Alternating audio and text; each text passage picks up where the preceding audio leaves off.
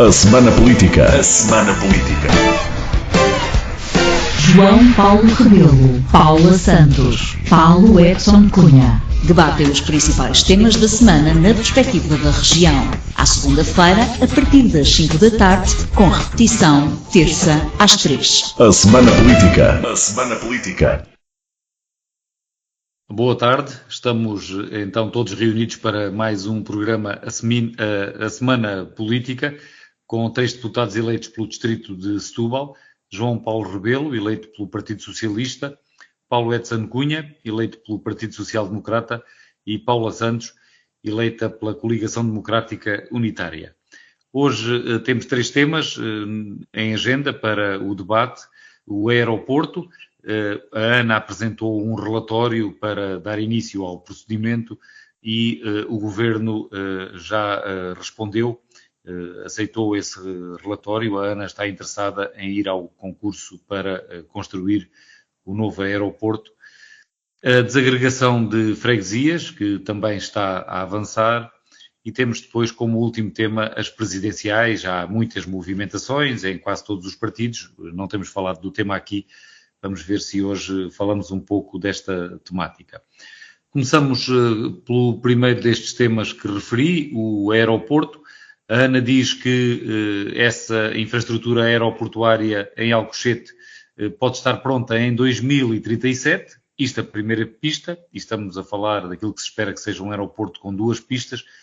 E, segundo este relatório da Ana, vai custar 8,5 mil milhões de euros, o que já é mais do que o montante que tinha sido apontado pela Comissão Técnica Independente, que não chegava aos 8 mil milhões de euros. Começávamos hoje por Paula Santos, da CDU. Paula Santos, boa tarde. O Governo anunciou que respondeu hoje a este relatório da Ana, no dia seguinte na quinta-feira, ter aprovado em Conselho de Ministros a criação de uma estrutura de acompanhamento para as negociações, tanto jurídica como economicamente. Essa comissão de acompanhamento vem tarde ou, quanto a si, o processo está a ser conduzido dentro dos timings corretos? Até porque, como ouvimos o Ministro Leitão Amaro dizer, é pouco habitual no processo do aeroporto há 50 anos haver cumprimento de prazos, e o Governo destacou pela voz deste Ministro que desta vez está a cumprir. Concorda com isso? Parece-lhe que o calendário e também quanto ao conteúdo das decisões, o Governo está a andar bem neste processo? Muito boa tarde, cumprimento Francisco, cumprimento João Paulo Rebelo, Paulo Edson de Cunha, cumprimento todos que nos estão a ouvir. Relativamente à questão que coloca, a propósito deste relatório, daquilo que o Governo tornou público e da urgência que é a construção do novo aeroporto de Lisboa no campo de tiro de Alcochete, para assegurar de facto que o país nesta região fica com uma infraestrutura aeroportuária que vai ao encontro daqueles que são os interesses do nosso país e o desenvolvimento, e este é um aspecto, sendo aqui no nosso distrito, tem também um impacto. Já tivemos a oportunidade de discutir estas matérias, é também importante para o desenvolvimento do nosso país. Não, o Governo, não consideramos que o Governo esteja a cumprir com aquilo que se exige e com aquilo que é necessário. Aliás, aquilo que nós temos visto por parte do Governo relativamente a esta matéria foi: o Governo tornou público que a sua decisão seria pela construção do aeroporto no campo de tiro de Alcochete. Aliás, os estudos técnicos e toda a fundamentação apontava nesse sentido. Estranho é se a decisão tivesse sido diferente, mas aquilo que nós vemos é todo o empenho por parte do Governo e prioridade ao prolongamento da operação no aeroporto na cidade de Lisboa, com todos os impactos negativos que se conhece, nomeadamente que afeta a população residente e ali nas proximidades e que estejam nos cones de aterragem de deslocação, de descolagem dos aviões, e todos sabemos que essa infraestrutura não é aquela que permite ter uma perspectiva de desenvolvimento para o nosso país. E, portanto, a data que apareceu hoje, e eu refiro isto porque esse relatório não é conhecido. Aliás, nós já tivemos a oportunidade de, quando foi tornado público que a Ana Vancy tinha entregue esse relatório ao Governo, nós tivemos a oportunidade, inclusivamente, de requerer a presença do Ministro na Comissão de Economia, porque consideramos que no quadro das responsabilidades da Assembleia da República, a Assembleia da República tem que ter esse conhecimento e tem que fazer esse acompanhamento. Aguardamos que esta audição se concretize, mas como estava a dizer, aquilo que apareceu nos órgãos de comunicação social foi apontar o novo aeroporto para 2037.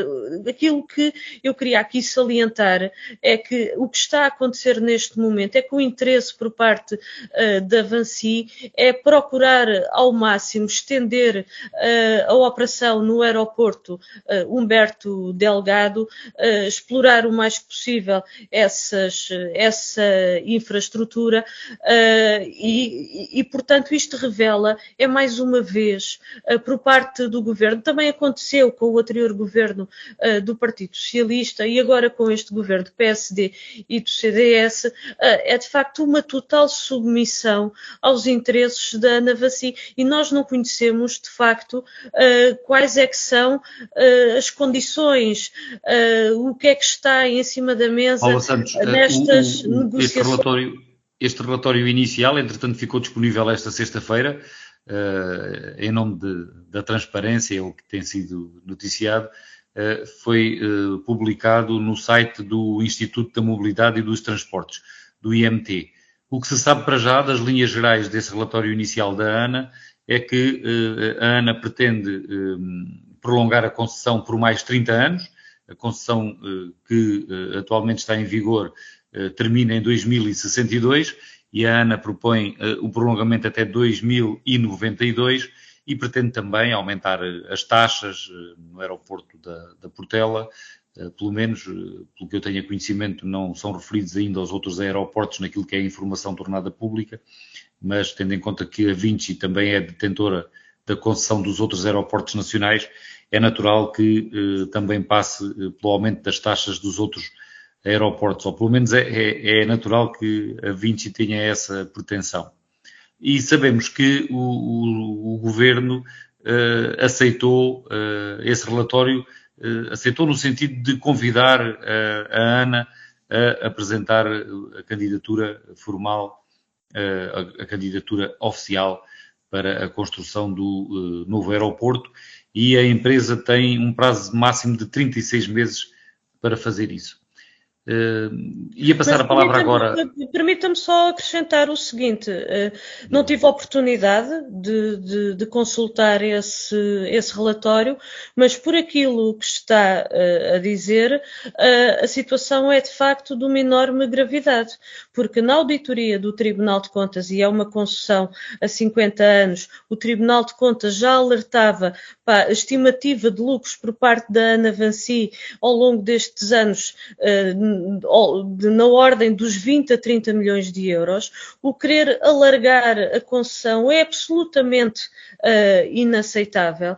Estamos a falar, ou seja, de um período de facto que é longuíssimo e que amarra o país de facto a esses interesses privados, e esses elementos só vêm acrescentar preocupações àquilo que eu estava a dizer, porque este processo não está a ser pautado por transparência, porque esse relatório devia ter sido tornado público no momento em que ele foi entregue ao Governo, para que de facto se conhecesse aquilo que estava em cima da mesa e para que houvesse esse escrutínio e essa apreciação, inclusivamente por parte da Assembleia da República, que é a entidade que tem competência para fiscalizar a atividade do Governo, e isso não foi feito nesse momento. Portanto, eu aqui faço esta referência porque, de facto, não tinha esse dado que referiu e não tive a oportunidade de poder ver, mas a verdade é que tudo aquilo que está envolto deste processo, de facto, gera aqui um conjunto de preocupações, porque a prioridade para o nosso país, porque a solução, aliás, o aeroporto Humberto Delgado não é solução, e a verdade é que a prioridade para o nosso país devia de ser rapidamente o avanço de todos os procedimentos para a concretização e para a construção do novo aeroporto no Campo Tiro de Alcochete, e não o seu adiamento e o seu protelamento para prolongar a operação no aeroporto Humberto Delgado. Aliás, aquilo que referiu só dá razão ao conjunto de elementos que aqui expressei e as preocupações que aqui expressei. Paulo Edson Cunha, estas condições que aqui já referi, no que diz respeito à proposta da ANA, ao relatório inicial, parecem-lhe aceitáveis? E recordo que os ministros deste governo, designadamente o Ministro das Finanças, já vieram dizer que acreditam que é possível que o orçamento do Estado não seja afetado por este investimento, portanto que o investimento seja feito apenas do lado do concessionário da Vinci, sem afetar os contribuintes diretamente. Parece-lhe possível que isso seja assim, por um lado, e por outro, para que isso aconteça, devemos pagar este preço de permitir o aumento das taxas, aumentar a concessão em 30 anos, e continuarmos com todos os aeroportos nacionais concessionados a esta empresa, neste caso à Vinci? Francisco Rito, antes de mais nada, deixe-me cumprimentá-lo.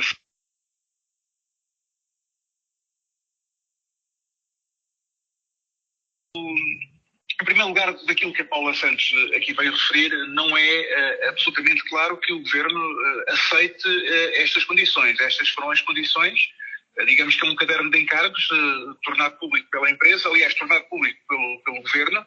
Portanto, há alguma transparência, e não há falta de transparência, mas há aqui uma transparência total, começamos por aí, e depois o próprio Governo já veio dizer duas coisas que me parecem bastante importantes. Em primeiro lugar, ainda não aceitou as condições da empresa concessionária, e vai tentar negociar em nome do Governo e em nome do país aquelas que sejam as melhores condições possíveis, porque me parece que a extensão do prazo do contrato de concessão é preocupante, e a questão também das taxas, e a começarem já em 2026, salvo erro, também me parece preocupante, sobretudo se forem em todos os aeroportos. Até porque as taxas dos aeroportos tornam mais ou menos competitivos os voos e os destinos turísticos e os destinos também, portanto, das diversas companhias.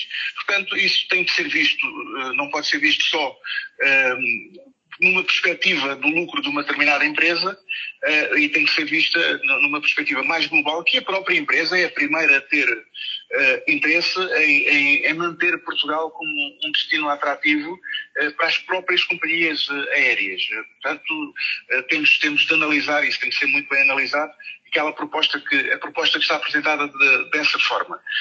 Como disse também, a prorrogação do prazo, eu vejo com alguma preocupação a proposta da forma como foi apresentada. Se há um preço justo a pagar para não termos isto, a Paula Santos não o referiu, mas é absolutamente importante, que na proposta que está em cima da mesa não há qualquer encargo em termos de orçamento de Estado. Portanto, os portugueses não vão pagar diretamente.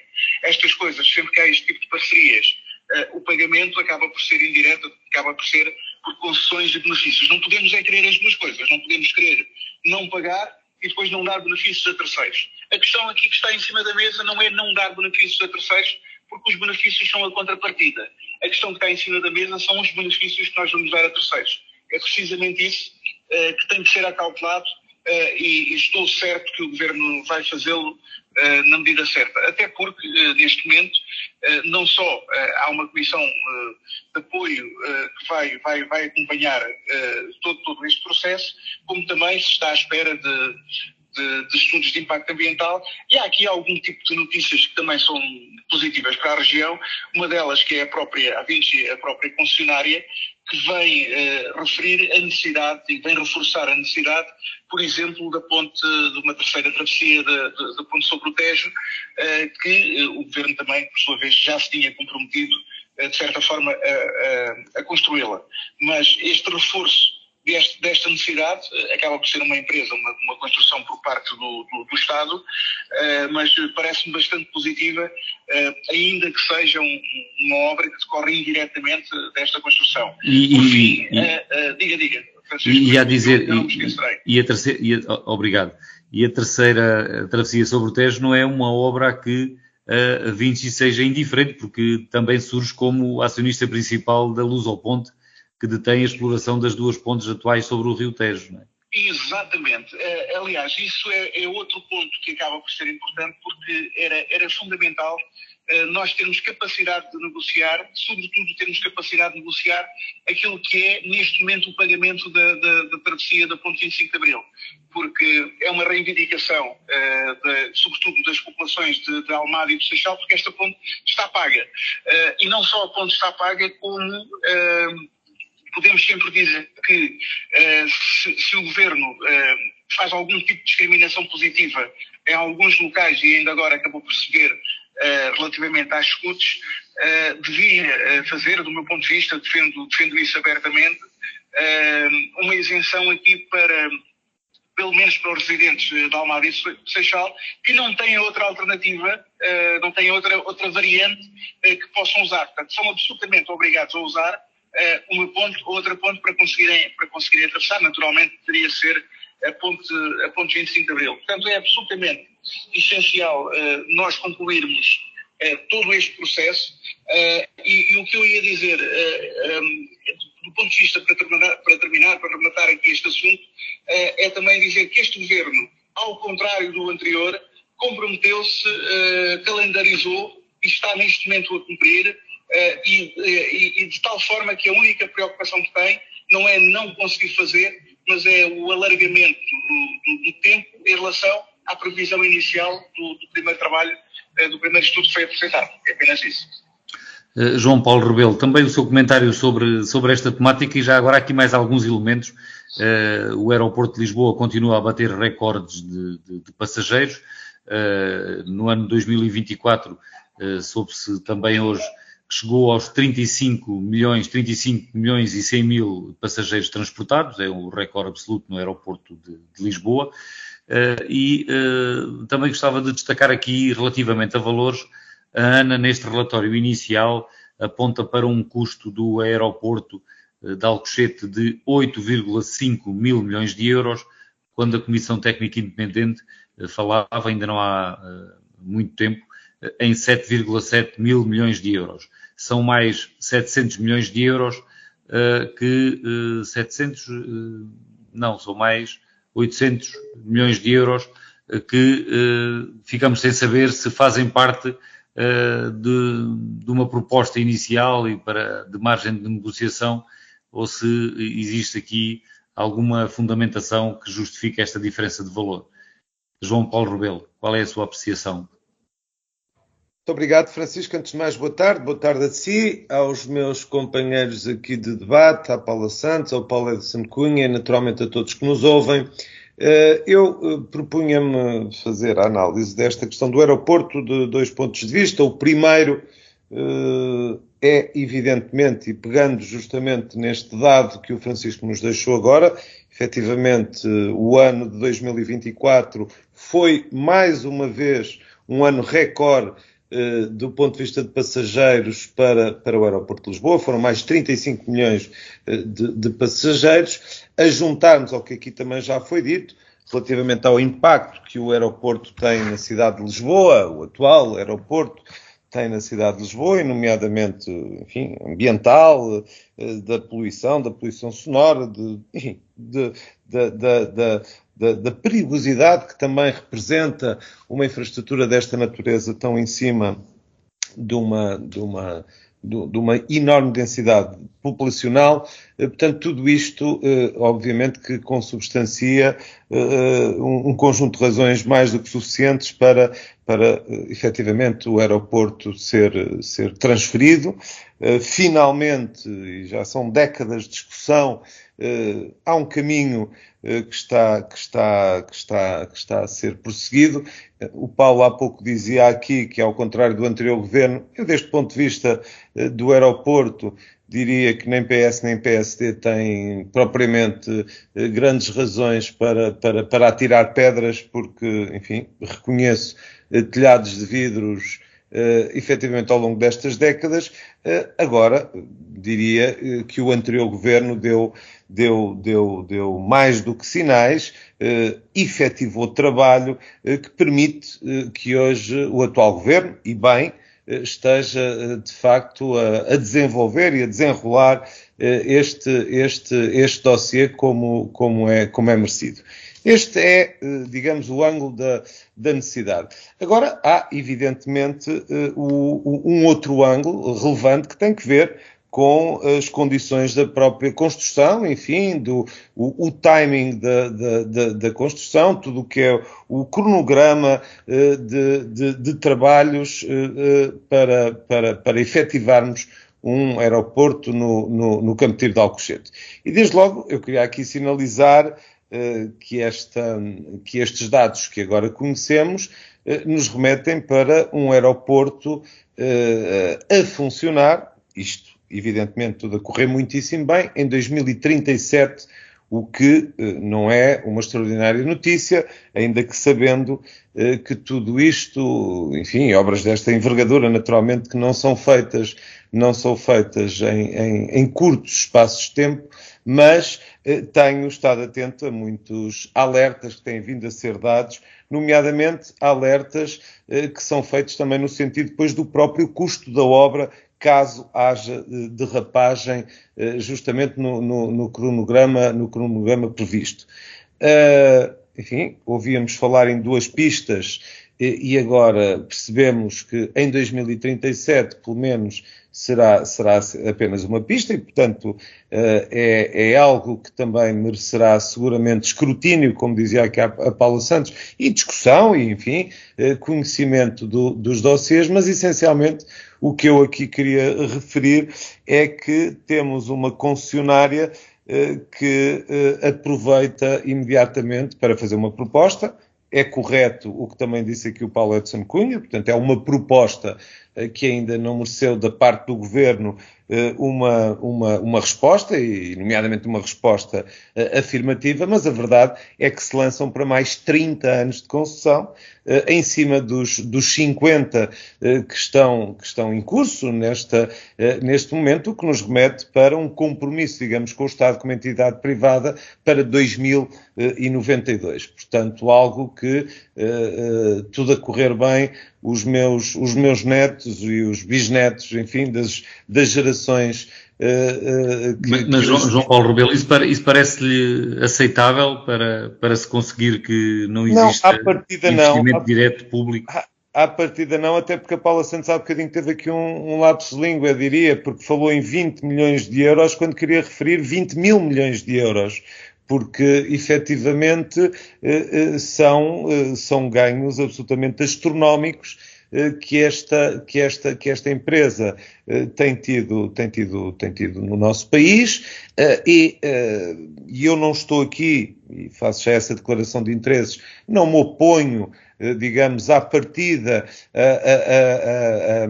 digamos que empresas privadas desenvolvam em cooperação com o Estado algumas infraestruturas essenciais ao desenvolvimento do país e que são objetivamente responsabilidade do Estado, mas não afasto, digamos, doutrinariamente, se quiserem, estas parcerias que se estabelecem, mas, evidentemente, o Estado tem que ter um redobrado cuidado, um redobrado escrutínio, sobretudo ter uma posição que não permita, efetivamente, que haja abusos que prejudicam, evidentemente, o erário público.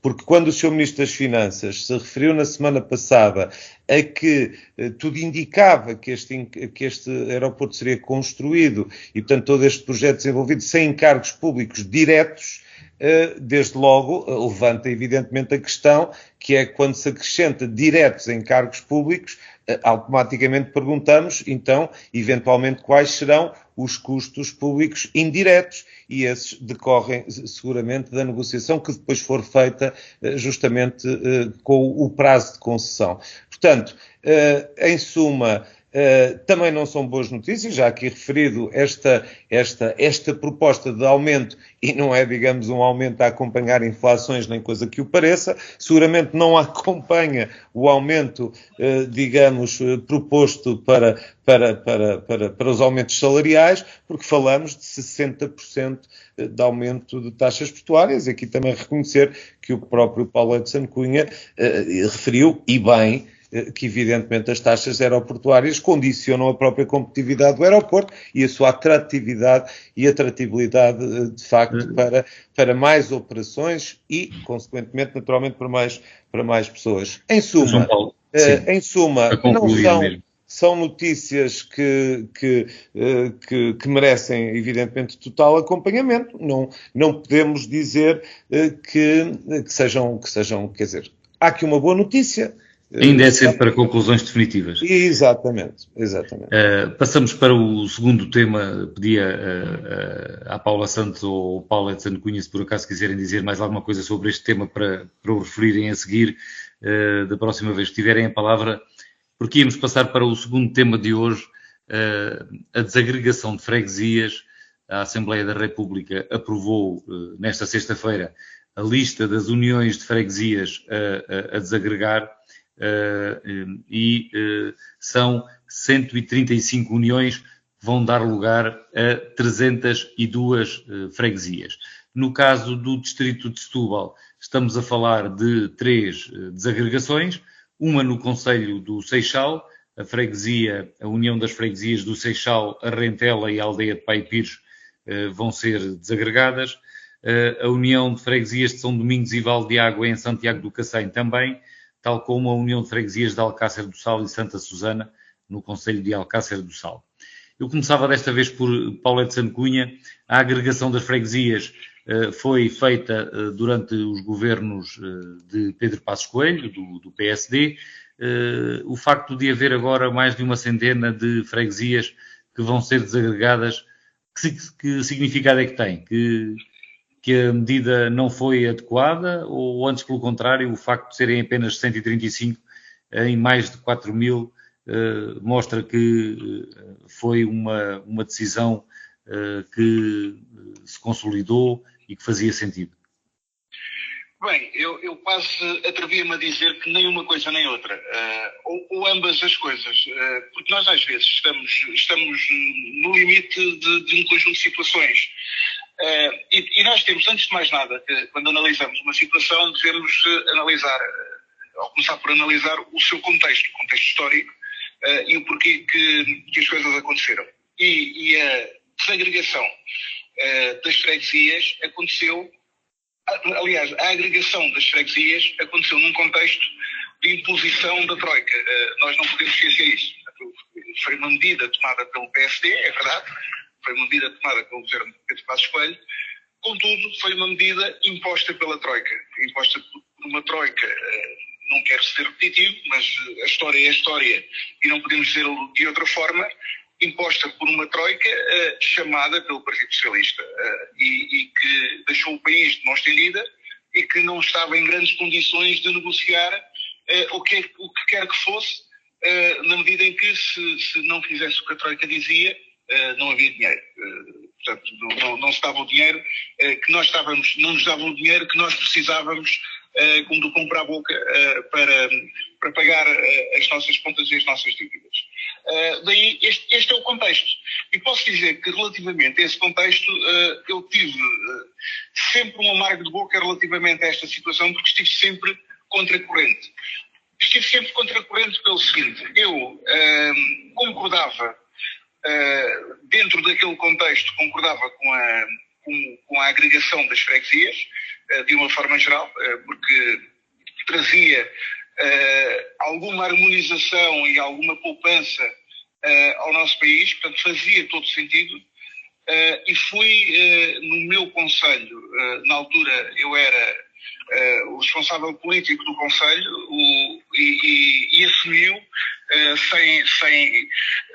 com um grande custo político, com um grande custo pessoal, porque fui a única pessoa, acabei por ser a única pessoa no concelho a votar favoravelmente nos órgãos concelhios, onde tinha que se fazer, na Câmara Municipal. Nos órgãos municipais, sim. Eu estava nos órgãos municipais, aliás, eu estava na Câmara Municipal, era vereador na altura, para além de ser presidente da Comissão Política do PSD do Seixal, e acabei por ser a única pessoa a votar a favor dessa medida. Todos os outros acabaram por se abster e ter uma posição do ponto de vista político bastante complicada para mim na altura. Mas votei a favor, mas disse-o sempre, em todo o lado, que o Concelho do Seixal, em particular, não devia ter aquela... sempre quis poupar o Concelho do Seixal. E porquê que quis poupar? Por duas ordens de razões. Porque eu achava que a agregação em alguns concelhos fazia sentido, portanto, em alguns concelhos grandes que tinham muitas freguesias, fazia sentido agregar essas freguesias, nomeadamente no Norte, e neste caso em concreto não fazia assim tanto sentido. Daí eu tive disciplina partidária, compreendi o conceito e aceitei o conceito e defendi o conceito sem problema nenhum, no sentido de saber o que estava a fazer e tinha dentro daquele contexto. Mas sempre lutei para que no Seixal não acontecesse. Por isso é que eu digo que tinha uma posição completamente ambígua relativamente a esta situação. Ainda consegui, e sei que tenho esse capital político, porque tive um conjunto de reuniões, reuni com o Sr. Secretário de Estado na altura, Paulo Júlio, fiz um conjunto de pedidos, fiz um conjunto de ofícios também, e defendi que não houvesse uma outra agregação de uma outra freguesia, que era a freguesia de Fernão Ferro, e isso foi conseguido na altura. Portanto, na altura, isso também me fez sentir responsável pelo voto, porque tinha conseguido internamente, dentro daquilo que eu podia fazer, dentro das minhas possibilidades, tinha conseguido aquela pequenina vitória política, ou grande vitória política, que me dava aquela satisfação. Agora, acabo, ironicamente, como deputado, por votar exatamente o contrário daquilo que eu tinha votado, porque acabo por votar, porque também num contexto nacional, também num contexto de disciplina partidária, acabo por o fazer. Eu não sou completamente favorável a este tipo de agregações do ponto de vista pessoal, deixem-me dizer. No entanto, por isso é que eu digo que é ambíguo, no entanto, pelo mesmo motivo que eu estava a dizer há pouco, que o Seixal tinha condições para ter as 3 freguesias, como efetivamente as vai ter agora, acaba por as ter, portanto, por uma questão de lógica, por maioria de razão, naturalmente que eu entendo que no Seixal faz sentido haver esta desagregação, depois de ter havido aquela agregação. Expliquei os motivos pelos quais votei e na altura defendi aquilo. Portanto, neste contexto histórico, atualmente faz-me sentido. Do ponto de vista nacional, sei que é uma imposição, é uma lei, foi negociada entre o Partido Socialista e o PSD essencialmente, e pronto, mas eu não sou um grande adepto, um grande defensor da agregação, da desagregação, da forma como está a ver. Devia haver um conjunto de critérios um pouco mais apertados. Não existindo esses critérios, as freguesias que se propuseram e que foram aprovadas cumpriram os critérios legais, e a partir do momento em que cumpriram os critérios legais, do meu ponto de vista também não tenho problema nenhum, apesar de não defender isso acerrimamente, mas não tenho problema nenhum em ter votado como votei, que foi favoravelmente, mas não entusiasticamente, quero deixar isso bem claro. João Paulo Rebelo, e para si esta decisão de desagregar as freguesias é uma boa decisão e será uma causa também para as populações, ou isto é mais uma bandeira e uma causa dos próprios eleitos que estão associados ao poder local do que propriamente das populações? Francisco, eu diria duas coisas. A primeira é que não estou, muito honestamente, em condições de avaliar se estas 135 desagregações respondem a, digamos, necessidades objetivas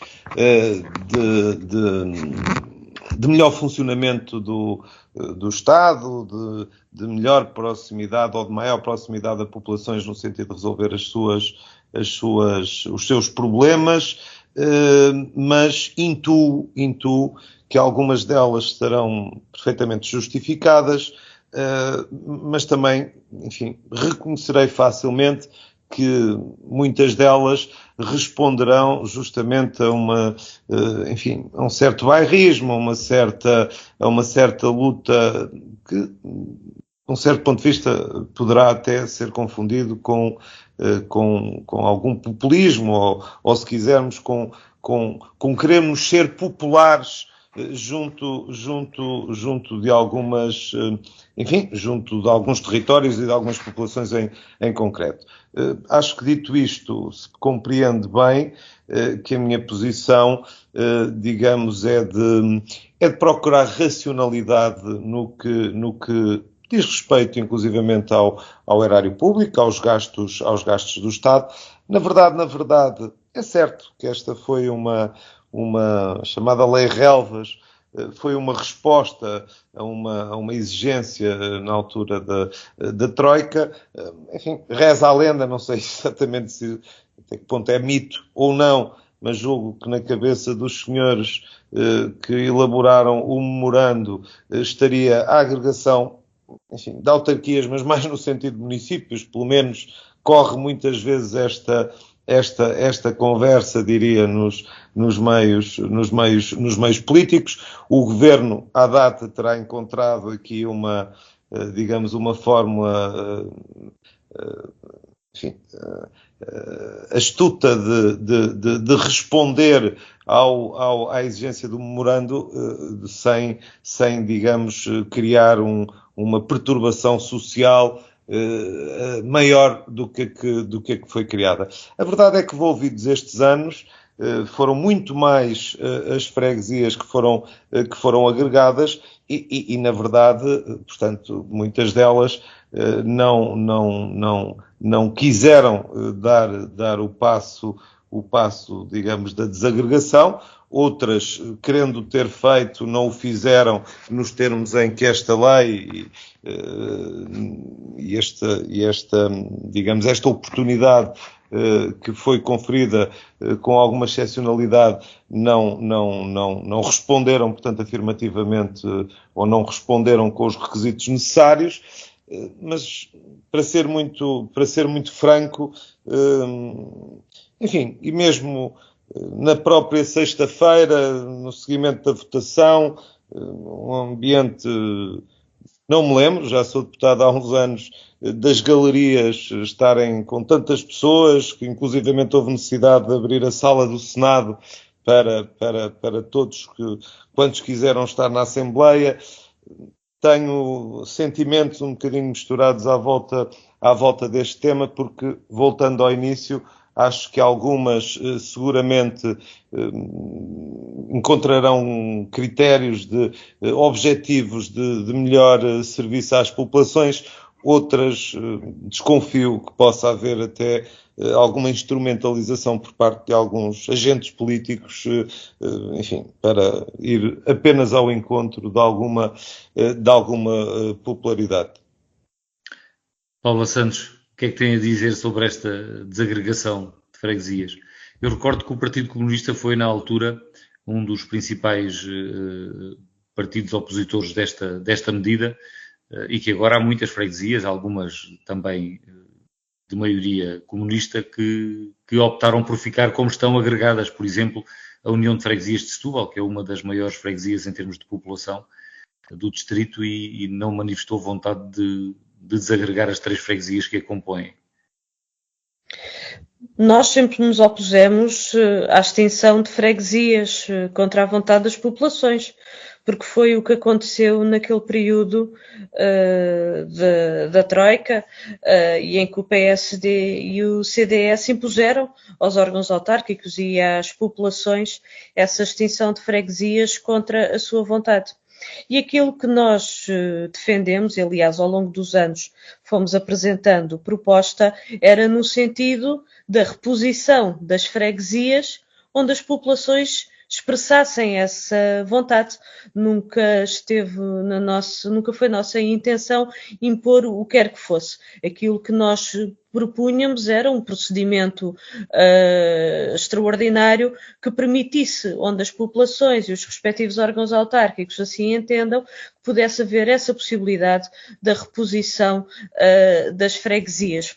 Há pouco o Francisco fazia referência ao número, que foram cerca de, creio que 135 processos, mais de 300 freguesias que serão repostas. Mas isto porque a lei que foi aprovada, e recordo que foi uma lei aprovada com o acordo entre o PS e o PSD, introduziu logo um conjunto de critérios que limitou e que restringiu que muitas freguesias pudessem ser repostas, porque houve muitos processos que não deram entrada na Assembleia da República e que não se desenvolveram porque os critérios não o permitiram. E houve também, em muitas freguesias, processos que não se concretizaram, porque aí houve forças políticas que logo nos órgãos autárquicos impediram que assim o fosse. E, portanto, eu queria aqui salientar que, de facto, esta reposição de freguesias resulta da luta, da intervenção das populações das respectivas autarquias. E estamos a falar de autarquias cujos órgãos são de diferentes forças políticas, da CDU, sim, do PS, do PSD, e que desenvolveram estes processos e que deram entrada na Assembleia da República, mas é sobretudo à luta destas populações. Agora, há um aspecto que não posso deixar mas permita-me ainda concluir esta ideia, que foi de facto importante naquelas freguesias que vão ser repostas na sequência desta lei, foi de facto um dia importante e que nós queremos valorizar, aliás, e que é muito expresso nas centenas de pessoas que se deslocaram à Assembleia da República para assistir a este debate e para acompanhar este debate. E o que isto revela é que esta é uma questão de facto muito sentida pelas populações e que não pode ser desvalorizada nem desconsiderada. Agora, não posso deixar de referir um outro aspecto, que é, houve processos que deram entrada na Assembleia da República e que foram travados.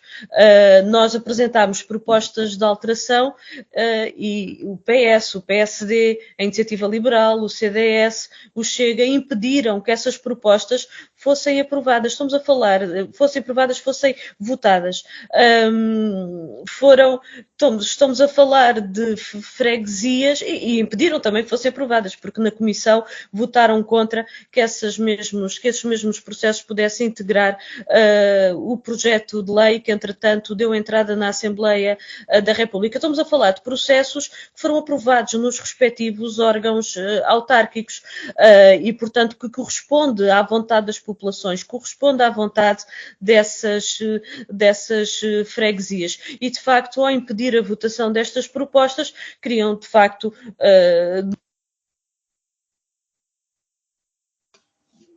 Paula Santos tem o microfone desligado, deixámos de ouvir por momentos. Ainda não há muito tempo, mas também estava a terminar. Sim, estava a dizer que houve falta de coragem política por parte destas forças que impediram a votação das propostas do PCP. E, portanto, este é um aspecto que não posso deixar hoje aqui de salientar. Por exemplo, uma das freguesias que entregou o processo foi a da União de Freguesias Pulseirão e Marateca, de Palmela, e que o argumento foi ter sido entregue depois do dia 21 de dezembro de 2022. Mas o próprio Tribunal Constitucional, num acórdão relativamente a um processo para a realização de um referendo local numa outra freguesia, o entendimento que teve é que o 21 de dezembro era a data para se dar início ao processo. E o início do processo entendemos que passa pela aprovação pela Assembleia de Freguesia. Portanto, eram processos que estavam em condições e que poderiam também ter avançado. Mas eu queria valorizar muito, para terminar, a intervenção por parte da população, a luta, o fato de defenderem aqueles que são os seus interesses, e eu queria aqui deixar esta palavra de reconhecimento, mas também de saudação dessa intervenção. E com isto ficamos a cerca de 10 minutos do final do programa. Vamos entrar no terceiro tema, as eleições presidenciais. Já há muitas movimentações e eu agora começava por João Paulo Rebelo. João Paulo, no Partido Socialista é onde parece haver maior incerteza e também notícias mais abundantes quanto às movimentações para as eleições presidenciais. Por exemplo, o nome que era nas sondagens tido como mais forte, o de Mário Centeno, atual governador do Banco de Portugal, está fora da corrida, foi o próprio que disse que não está disponível. Entretanto, temos também perfilado o António José Seguro, o antigo secretário-geral do partido, e agora há quem entenda que a saída de Mário Centeno é uma passadeira vermelha a António Vitorino para ser ele o candidato. Isto para além de outros nomes que também são falados, como o caso da antiga comissária europeia Elisa Ferreira, que também já se colocou de fora, mas também foi referida. Como é que podemos ler esta profusão de nomes da área socialista? É difícil o Partido Socialista ter aqui um candidato que possa ser consensual no seio do PS, isto porque também há uma outra voz, Ferro Rodrigues, que defendia, e ainda defende, que deveria haver eleições primárias no partido para escolher o nome. João Paulo Rebelo.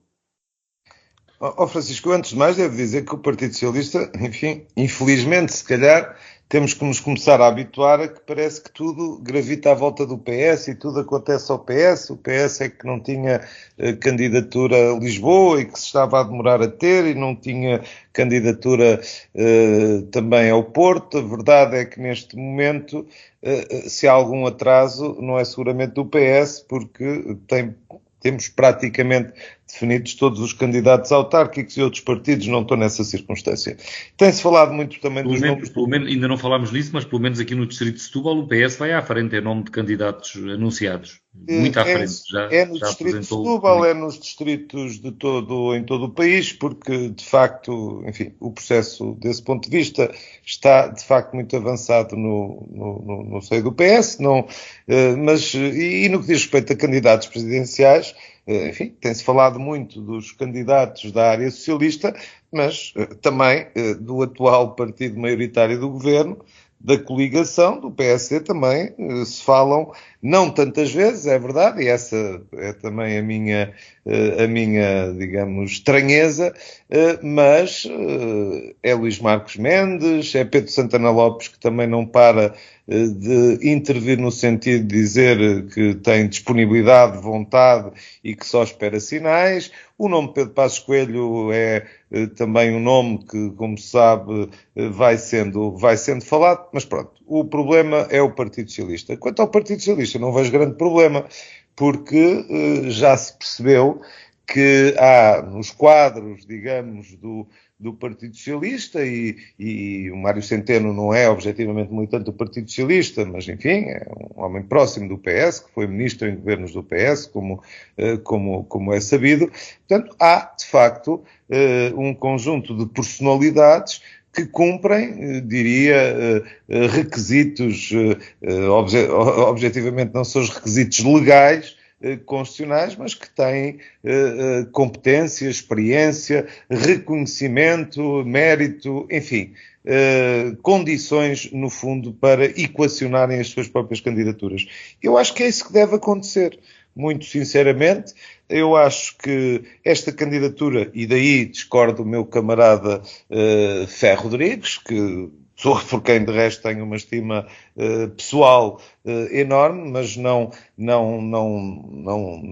o acompanho nesta proposta de primárias, porque acho que era, inclusivamente, subverter um bocadinho o espírito do que é uma candidatura presidencial, que é como se... João Paulo, temos que passar a palavra também a um dos nossos outros dois participantes, senão ficamos sem tempo para todos poderem falar um pouco sobre presidenciais. Então, numa frase é: os candidatos que se apresentem e os partidos tomarão, o PS e os outros, as suas opções relativamente a apoios que eventualmente queiram conceder a esses candidatos.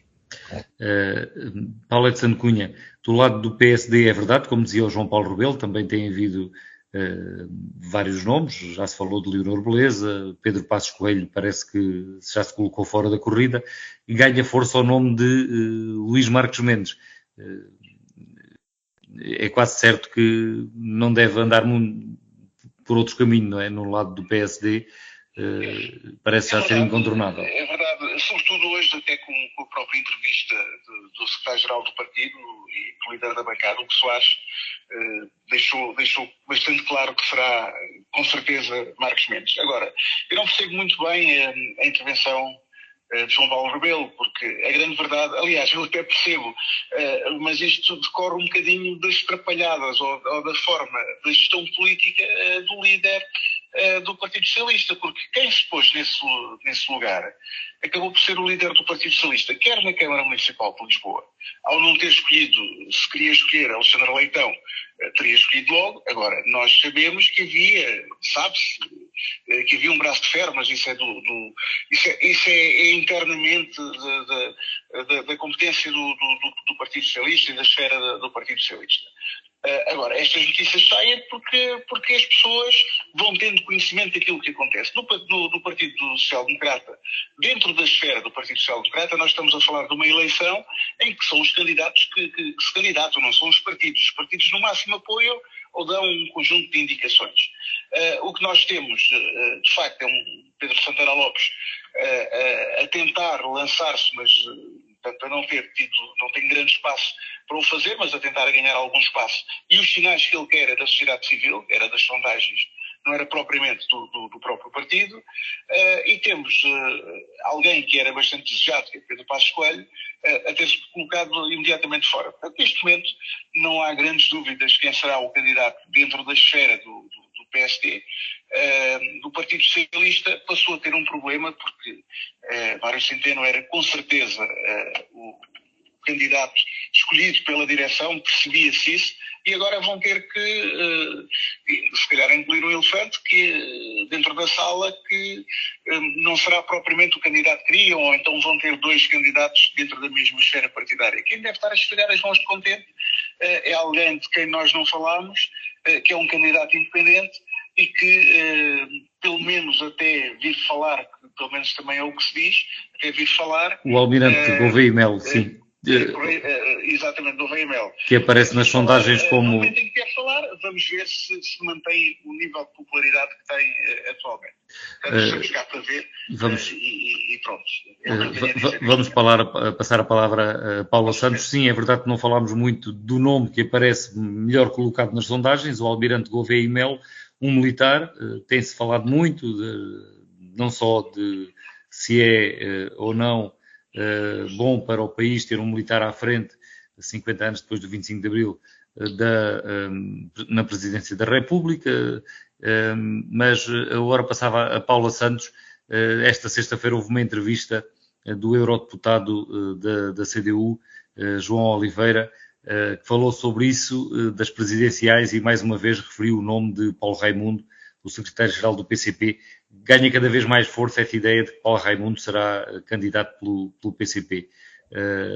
Paula Santos, Eu serei necessariamente breve, até porque nós estamos a um ano das presidenciais e o foco que temos na nossa intervenção é de facto ir ao encontro daqueles que são os problemas sentidos pelas pessoas, pelos trabalhadores, pelo povo. E isso não pode passar ao lado, estes mesmos problemas. A gente vive uma situação insustentável no Serviço Nacional de Saúde.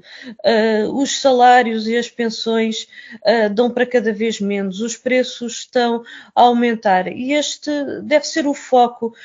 A questão das presidenciais, de facto, elas vão se realizar daqui a um ano e o PCP já assumiu que terá uma intervenção própria sobre o modo como vê e defende o exercício das funções do Presidente da República. Portanto, aquilo em que nos concentremos em dar resposta aos problemas do dia-a-dia do nosso povo. E chegamos então ao fim do programa de hoje, da Semana Política, com 3 deputados, João Paulo Rebelo, do PS, Paulo Edson Cunha, do PSD e Paula Santos, da CDU. Voltamos a encontrar-nos de hoje a 8 dias, segunda-feira às 5 da tarde. Uma boa semana para todos e até lá. A Semana Política. A Semana Política. João Paulo Rebelo, Paula Santos, Paulo Edson Cunha. Debatem os principais temas da semana na perspectiva da região. À segunda-feira, a partir das 5 da tarde, com repetição, terça às 3. A Semana Política. A Semana Política.